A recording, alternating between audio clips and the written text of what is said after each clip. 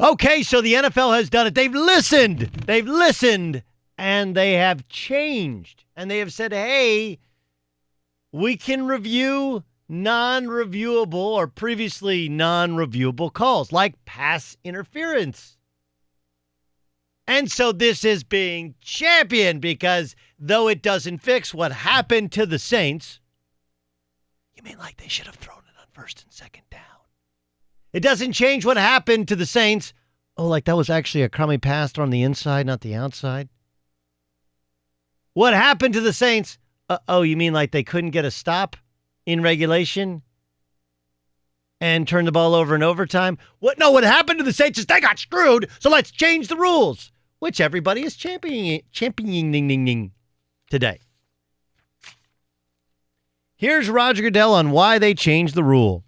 Our job is to get these right, and we should use every available means to get them right. And replay is a great means to be able to do that.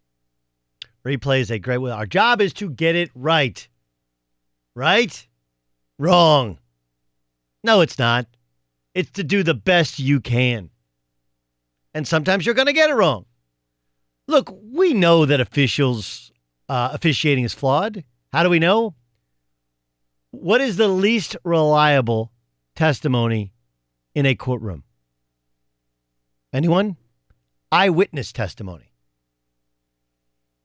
And people talk about, people say, well, listen, this whole DNA thing, right? Like the whole idea of DNA testing would somehow got O.J. Simpson off is because people inherently don't trust and understand science, right? They just don't. They don't trust and understand science. A scientific fact is like 97%.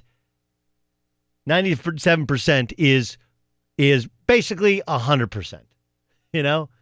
People don't understand science. Like, no, 1 in a million means it could be 1 in a million. No, that actually means it'll never happen. But you ask any lawyer, any judge, anyone who spends any amount of time in the profession of law, and they will tell you that the least reliable testimony is eyewitness testimony. And knowing this, when we have an official, and you've also asked yourself, like, how could the ref be standing right there and miss the call? Because it's really hard. Because you're actually looking for two things. I mean, think about it if you're an official on the sideline in terms of, do you get your feet in or feet out, or do you bobble the football? What am I supposed to look at? Human beings are not geckos. I do have a friend from college who we used to call Gecko because her eyes were a little set far apart. But for the most part, human beings are not geckos.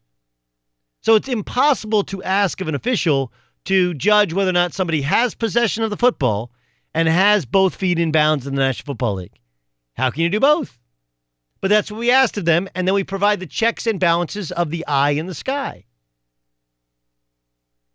So yesterday, the owners passed a provision by a vote of 31-1 at the annual league meeting in Phoenix.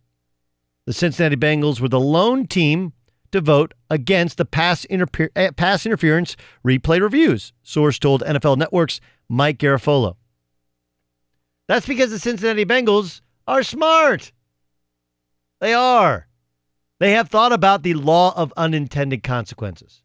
First, if we're going to do pass interference this year, are we going to do holding next year? And oh yeah, by the way, if we're going to do pass interference, when do we start evaluating pass interference? I've told you many times before. A lot of times defenders get called for pass interference because first the offense pushes to create space, and then the defense closes up that space, and that's when contact is made. The push-off still occurred, so when can we start evaluating whether or not we throw a replay flag? But maybe more important, people are talking about how long the games are. And at some point, they will stretch on to the length of college football games, which are unwatchable because they're sometimes 4.5 hours long. Forget about all that. What's the value of protecting your timeouts and stepping out of bounds and just the rhythm of football when you have a team reeling? Sure, you can't throw a challenge flag in the last 2 minutes, but the booth can review every play, and the eye in the sky can decide whether or not they want to review, whether or not a penalty or a non-penalty was called. Don't get me wrong, this is a loophole that is being shored up. Because if you go back, even in college football, remember, a couple of years ago, they used to review every scoring play. And my point at the time was like, hey, if you're going to review every scoring play, why don't you review every play that's around the end zone? What happens if a guy is ruled to not catch a football in the end zone? Why can't you review that one? But now we're to the point where you're in the 2-minute drill and you're marching down the field and they have the power to stop play on any catch, on any penalty. They can stop it. So the idea of a hurry-up offense, the idea of a prevent defense, the timing of, hey, do I protect my timeouts and call one now? We've seen it in college basketball. You'll see it starting tomorrow during the NCAA tournament. When coaches have a certain number of timeouts, but because you can now review and call for review of any out-of-bounds play, which, hey, they touched it, you got to go to the monitor, that creates another timeout. We've completely changed the strategy of the game with our intent, which is a good one, to get it perfect. It's not perfect. And if you want it perfect, you sure as hell can't have people judging it. Do you know why? Because the least reliable testimony is eyewitness testimony. Like, we all want the Saints to have gotten a fair end of the stick. But they did, in fact, kick a field goal and have the lead at home and were unable to protect that lead and did turn the football over in overtime and did lose at home. Like, sorry, it sucks. Is it worth completely changing strategic game playing in the NFL? I say no. I think the Bengals say no. And the overreactive nature to it. That's what we did with overtime. Right? Remember why the overtime rule changed? The Saints went to the Super Bowl. Brett Favre never touched the football in overtime, and we changed the rule. But we didn't change it completely. We said both teams get the football unless they don't. Points are meaningless unless they're touchdowns. Then they're meaningful enough. All we've done here is what they've done with Common Core math. You ever sat down and try and do homework with your kid? Nothing more embarrassing than doing homework with your kid and not knowing how to do it, right? But there's no way you know how to do it. There was nothing wrong with taking, when you're adding triple digits, carrying the one. And nothing wrong with that. I sat down with my son the other day and I was like, oh, okay, you're doing division. All right, so we draw this line here. He's like, what are you doing? I'm like, we're doing division. No, that's not how we do it. Not how we do it. We have made something that is very easy. Very easy. How many times does 15 go into 450? Right? 30, by the way, is your answer. There you go. Thanks, Gottlieb, up top. No. But you got to do Common Core math style. There's all kinds of numbers and graphs and charts and showing of your work, which doesn't actually totally solve the problem and only confuses you more. It's okay to go like, hey, we missed one. Sorry, we missed one. Now we're completely revamping it. I'm sure that's what happened with Common Core math. Whether it was we had this need to sell more textbooks, right? Which is really that was my dad's theory all the time. You know why? You know why they change styles every year? They got to sell more pants. There's nothing wrong with pleats. He argued to the day he died that pleats were fine. I was like, Dad, pleats are over. There's nothing wrong with pleats. A classy look. You have a flat laying pleat.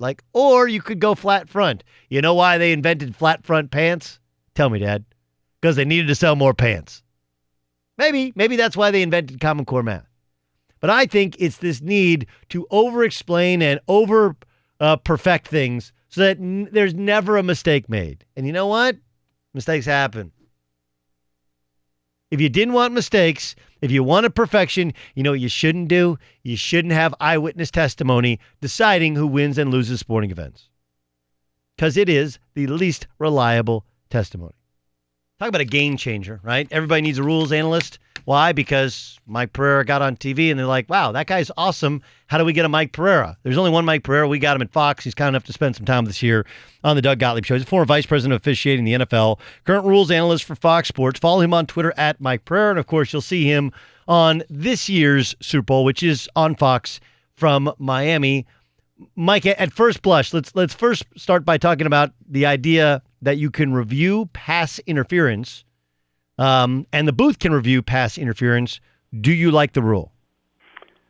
I'm glad that they can address the issue of what happened in New Orleans, but I think the unintended consequences are going to really bog down this change, and it'll become a headache because at least until I see the language, what are we going to get involved here with? Are we going to get involved in the so-called bang-bang play where the contact is one frame before the ball arrives that will never be called on the field, but are we going to let replay change that? What about the Hail Mary play, which we've always said it's acceptable to push an opponent out of the way. You just can't tackle him to the ground. Now, does that become pass interference and obviously really change the outcome of the end of the games? What about offensive pass interference where a wide receiver blocks 2 yards downfield before the pass is touched by a back coming out of the backfield? Are we going to have those challenged and reviewed and turn those into offensive pass interference? Here's the deal. This is the way I feel, Doug, that for every one play that is so egregious and blatant as what occurred in New Orleans, there's going to be 50 others where we scratch our heads and go, is it or isn't it? Technically it is. So are we going to all of a sudden go by the letter of the law and have a zillion more pass interference penalties and quite a few more stoppages, by the way, and which will lead to more dead time in the game? So I don't think, I'm glad that they at least made a move, but I don't think they went about it the right way, and I think it'll cause a lot of problems down the road. Thanks for joining us, Mike. Perfect stuff. Thank you. I'm done. No, I mean, this is basically what I've been saying. I've also pointed out that it changes your strategy as well, knowing that late in the game, you don't have to sit on those timeouts because there's going to be unnatural timeouts as well, right? Like do you get out of bounds like you used to try and get out of bounds, or do you throw the football over the middle, not knowing that there could be pass interference review could be called? And here's the last one. This one I think is probably the most difficult, and you see it on replay more. Is oftentimes the offense will push off to the defense, creating space. Then the defense will close the gap and sometimes interfere with the offense. How far back, even within the context of each play, do we review each play? Sure. Well, you're going to review it all the way until, from the time the pass is released, that's on the defensive side of the ball, and then basically from the snap on the offensive side of the ball, if there are receivers blocking downfield. And let's remember, now replay's going to have to get involved in what I call bang-bang plays. The rule says that the contact has to significantly hinder the receiver's ability to make the catch or the defender's ability to make the interception. And, of course, the ball has to be catchable.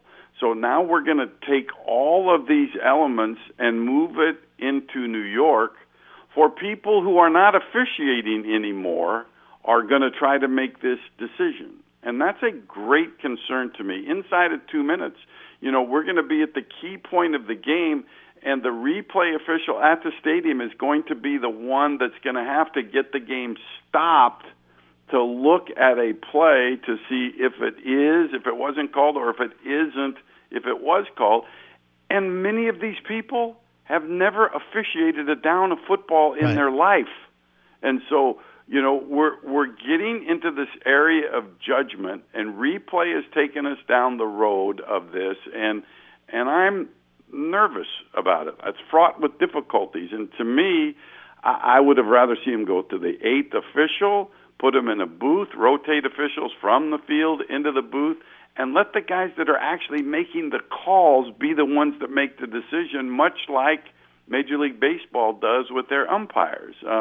I think they had an easy fix with what some people call the side judge, and they didn't go that far. And lastly, I don't like what Art Rooney said. He said this was a compromise, that allowing pass interference to be reviewed basically kept them from having to review hits on defenseless players or hits that involved illegal use of the helmet. Alvin Kamara got killed last year. No call was made, and now replay can't get involved in that. So I'm sorry, but you're kind of telling me, NFL, that you're more concerned with the pass interference miss than you are with player safety, especially when the NCAA can review those egregious hits. So I'm just not sold. I'm glad they took a step, but I'm not sold that they went far enough, I guess. Mike Pereira joined us on the Doug Gottlieb Show on Fox Sports Radio. I think my issue with it is this is a bit of Pandora's box, right? Because as much as PI can affect the outcome of a game, can't an egregious missed hold also affect a game? Like, is that what's next? Sure. I mean, you can. I mean, this gets into the realm of, do you want replay to get involved in everything? And I've said no, not at all. Bill Belichick says let us review anything. Let us challenge anything, because we don't want more challenges. Well, yes, you do, Bill, because the way that the system is right now, the replay official confirms all scoring plays, all changes of possession, and they even added to this year. So, they'll review all extra point drives, whether it's successful or unsuccessful, and the scoring play that's taken away by a penalty. There's only one coach's challenge, barely over one coach's challenge a game.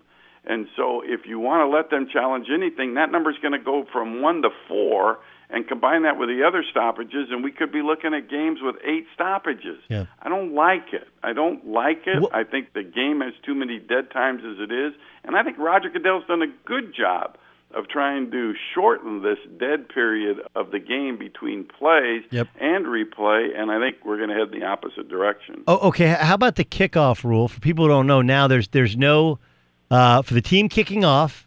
There's no run up, right? You have to just start from whatever still position that you're at before the ball is kicked off, and then basically you can have 3 guys back, and then there's a zone where everybody else stands, and then they can retreat.